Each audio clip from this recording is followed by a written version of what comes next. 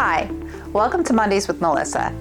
Today I want to talk about real property transfers and the difference between transferring property to a child with a life estate versus transferring property to an irrevocable trust.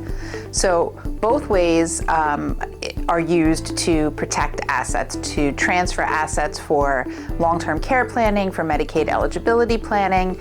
Sometimes people will choose to transfer to a child, sometimes people will choose to transfer to a trust. The tricky part about transferring to a child and keeping a life estate in the property, that means you have a life interest in the property. You have the right to live there as long as you're alive. You keep all your tax exemptions. Everything basically remains the same.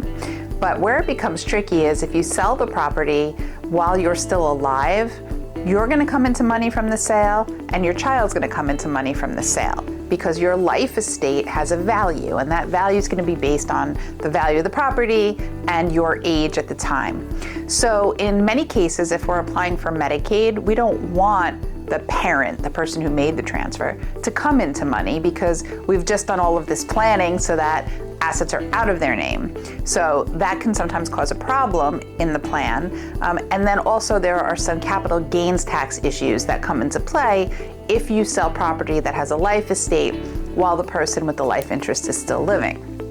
In the alternative, if we transfer the property to an irrevocable trust and we give the parent that's doing the transfer the equivalent of a life estate within the trust document, they now have all of those rights still, but they don't actually have an interest in the property such that when the property sells, they're going to come into money.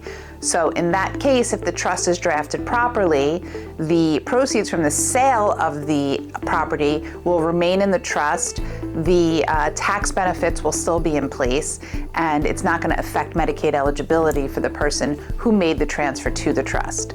So really, at the end of the day, it makes a lot more sense to utilize the irrevocable trust than do a transfer with a life estate, which is something we used to do all the time when the laws were a bit different.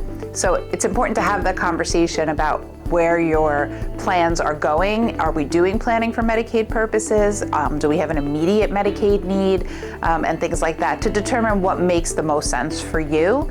But this is really just kind of an informational snippet so that you know to ask the questions.